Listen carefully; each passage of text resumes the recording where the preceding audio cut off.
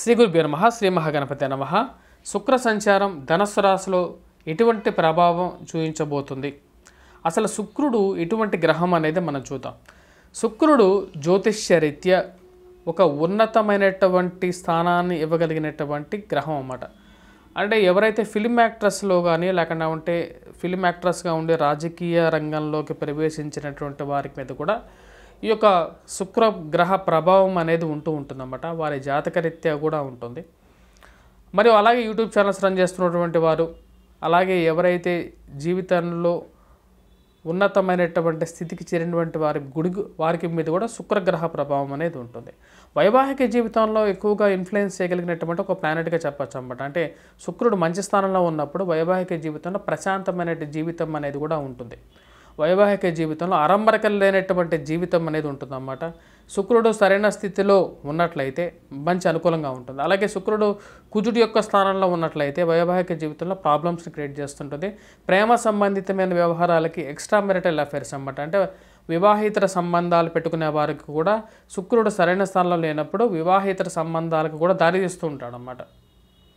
అలాగే love failures కూడా శుక్రుడు సరైన లేనప్పుడు లవ్ ఫెయిల్యూర్స్ని క్రియేట్ చేస్తాడు. అలాగే ఆత్మహత్యలు చేసుకోవటానికి, టెన్షన్ వాతావరణాన్ని కలిగించడానికి కూడా శుక్రుడు సరైన స్థానంలో లేనప్పుడు దశాంతర దశల్లో ఇక ప్రభావం అనేది ఎక్కువగా ఉంటుందన్నమాట.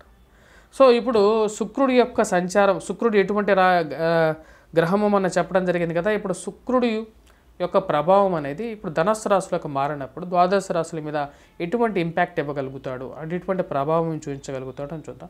దానికన్నా ముందు కొద్ది గ్రహస్థితి గురించి మనం చూసినట్లయితే గురువు వచ్చేటప్పటికి మేషంలో సంచారం చేస్తున్నాడు, అశ్విని నక్షత్రంలో కొనసాగుతున్నాడు అన్నమాట.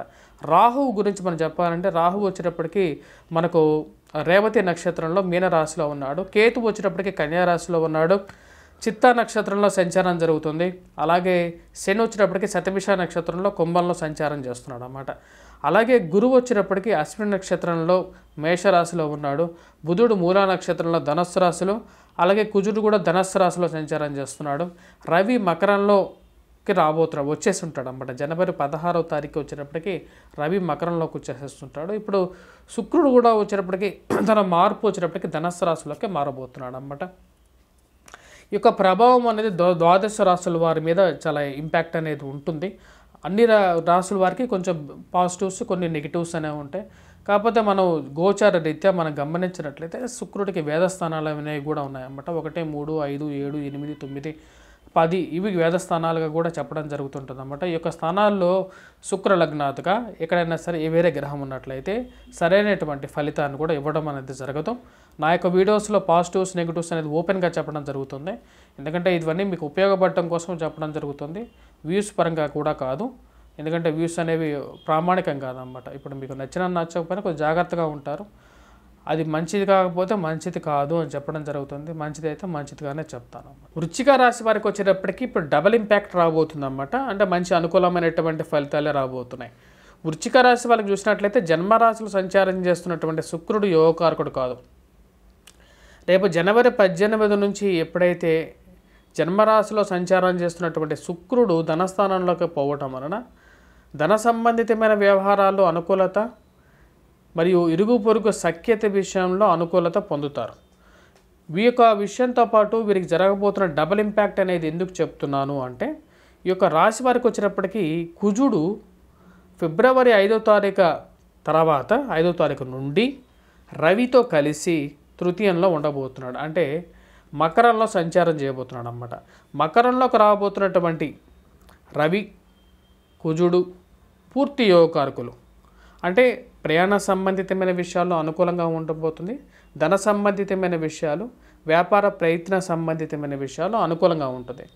రాజకీయ అనుకూలత కూడా ఫిబ్రవరి 5వ తారీఖు తర్వాత వీరికి తోడవబోతుంది అన్నమాట. ఎందుకంటే ఫిబ్రవరి 5వ తారీఖు తర్వాత నుంచి కుజుడు ఎప్పుడైతే ధనస్సు రాశి నుంచి మకరంలోకి సంచారం స్టార్ట్ అవుతుందో, ఈ రెండు గ్రహాలు ఎలాగైతే యోగ్యాన్ని ఇవ్వబోతున్నాయో ధనస్థానంలో, కుటుంబ స్థానాల్లో శుక్రుడు కూడా ఉండబోతున్నాడు అన్నమాట. తద్వారా ట్రిపుల్ ఇంపాక్ట్గా తయారవుతుంది అన్నమాట. అంటే రెండు గ్రహాలు శుక్రుడు ధనస్థానంలో ఉన్నప్పుడు ధన సంబంధితమైన వ్యవహారాలతో పాటు ఇరుగు పొరుగు సఖ్యతతో పాటు వాక్శుద్ధి పెరుగుతుంది, ఇరుగు పొరుగు సఖ్యతతో వివాహ ప్రయత్న సంబంధితమైన విషయాల్లో అనుకూలత అనేది పొందుతారు. అలాగే మాట్లాడే విషయంలో సౌమ్యంగా మాట్లాడేటువంటి గుణం అనేది పెరుగుతుందన్నమాట. సంఘంలో పేరు ప్రఖ్యాతులు రాణించగలుగుతారు. ఇక్కడ మనం చూసినట్లయితే రవి, శుక్రుడు 2 గ్రహాలు, రవి, శుక్రుడు అలాగే కుజుడు, ఈ గ్రహాలు 3 గ్రహాలు సరైన స్థాయిలో ఉన్నాయన్నమాట. తద్వారా వచ్చేటప్పటికి పేరు ప్రఖ్యాతులు సాధించగలుగుతారు. దాంతోపాటు నూతన ఉద్యోగ ప్రయత్న సంబంధితమైన విషయాలు అనుకూలిస్తాయన్నమాట. అంటే చేస్తున్నటువంటి ఉద్యోగంతో పాటు కొత్త ఉద్యోగం ప్రయత్నించినట్లయితే వీరికి సహకారం పొందగలుగుతారు. ప్రయాణాల్లో అనుకూలత పొందగలుగుతారు. ధనం సంపాదించగలుగుతారు అన్నమాట. మొత్తం ఓవరాల్గా వచ్చేటప్పటికి అనుకూలమైనటువంటి ఫలితాలుగానే చెప్పచ్చు. అలాగే వివాహ ప్రయత్న సంబంధితమైన విషయాల్లో కూడా అనుకూలించే విధంగానే గోచరిస్తూ ఉన్నది. ఈ యొక్క రాశి వారికి వచ్చేటప్పటికి గృహంలో అనుకూలత. గృహ అనుకూలత అంటే ఏంటంటే గృహంలో ఒకరికి ఉద్యోగం రావటం, గృహంలో ఒకరికి ధనం పొందటానికి సానుకూలమైనటువంటి ఫలితం పొందగలుగుతారు అన్నమాట. అంటే ఇంట్లో ఒకరికి ఉద్యోగం వస్తే ఆటోమేటిక్గా గృహంలో డబ్బు పెరుగుతుంది, గృహ వృద్ధి పెరుగుతుంది అన్నమాట. గృహ వృద్ధి పెరగటం అంటే ఏంటి అంటే గృహంలో ఒకరికి ఉద్యోగంతో పాటు వారికి రావాల్సినటువంటి పిల్లల గురించి ప్రయత్నాలు చేస్తున్నటువంటి వారు అంటే గృహం పెరుగుతుంది అన్నమాట. అంటే ఇంకొక మెంబర్ యాడ్ అవుతారు. ఇంకొక మెంబర్ యాడ్ అవుతున్న ఏమవుతుందంటే గృహ వృద్ధి చెందుతుంది అని చెప్పడం జరుగుతుంది అన్నమాట. ఓవరాల్గా వచ్చినప్పటికీ వృశ్చిక రాశి వారికి డబుల్ ఇంపాక్ట్గానే చెప్పచ్చు, ట్రిపుల్ ఇంపాక్ట్గానే చెప్పచ్చు. అనుకూలమైనటువంటి ఫలితం అన్నమాట. వీరికి అర్ధాష్టమ శని అనేది కూడా ఉంది. అర్ధాష్టమ శని ఉన్నప్పటికీ కూడా రవి, కుజుడు, శుక్రుడు 3 గ్రహాలు వీరికి పాజిటివ్ సైడ్గానే ఉన్నాయన్నమాట. దాని ద్వారా వచ్చినప్పటికీ రాబోతున్నటువంటి రోజులే అంటే శుక్ర సంచారం ఏదైతే జరగబోతే జనవరి 18 నుండి ఫిబ్రవరిలో 12వ తారీఖు వరకు వీరికి మంచి అనుకూలమైనటువంటి ఫలితాలు ఇవ్వడానికి శుక్రుడు మంచి స్థానంలో ఉన్నాడు. మిగతా గ్రహాలు రవి, కుజుడు కూడా మంచి స్థానంలో ఉన్నారు కాబట్టి వీరికి అనుకూలమైనటువంటి గ్రహస్థితి అని చెప్పచ్చు. ద్వాదశ రాశుల వారికి శుక్రగ్రహ సంచారం గురించి చెప్పడం జరిగింది. వేద దోషాలను కూడా చెప్పడం జరిగింది అన్నమాట. అంటే కొన్ని స్థానాల్లో మనకు గ్రహ సంచారం జరుగుతున్నప్పుడు దానికి తగినట్టుగా కొన్ని స్థానాల్లో వేరే గ్రహాలు ఉన్నప్పుడు అనుకూలించదు అన్నమాట. ఇప్పుడు మనం చూసినట్లయితే మకర రాశి, మీనరాశి వారికి, అలాగే కుంభరాశి వారికి, ధనస్సు రాశి వారికి వేద స్థానాల్లో వచ్చేటప్పటికి వేరే గ్రహాలు ఉన్నాయి. అలాగే మిగతా స్థానాల్లో చూసినట్లయితే మనకు అలాగే మేషరాశి వారికి కూడా ఎక్కువ ఎఫెక్ట్ అనేది ఉంది. అలాగే దాని తర్వాత మనం చూసినట్లయితే కన్యారాశి వారి మీద కూడా ఎక్కువ ఎఫెక్ట్ అనేది ఎక్కువగా ఉందన్నమాట. తద్వారా కొంచెం ప్రభావం అనేది ఎక్కువగానే ఉంది. ప్రభావం ఎక్కువగా ఉన్నప్పుడు ఎటువంటి ఫలితం వస్తుంది అనేది కూడా చెప్పడం జరిగింది.